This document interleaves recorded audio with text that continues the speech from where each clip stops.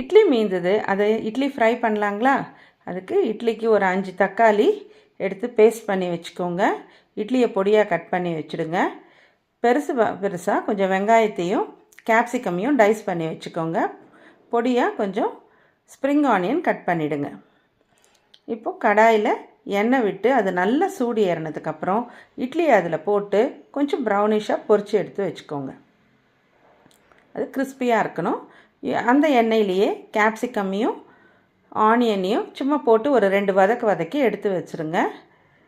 அப்புறம் அந்த கொஞ்சம் எண்ணெய் குறைச்சிக்கிட்டு அதில் பொடியாக நறுக்கின பூண்டை போட்டு வாசனை வந்த உடனே தக்காளி, அதிலே மிளகாய்த்தூள், உப்பு இதெல்லாம் போட்டு கொதிக்க விட்டு எண்ணெய் பிரிஞ்சு வந்த உடனே வதக்கி வச்சுருக்கிற இட்லி, வெங்காயம், கேப்சிகம், ஸ்ப்ரிங் ஆனியன் எல்லாம் போட்டு கலந்து எடுத்திங்கன்னா சுவையான home style idli fry ready.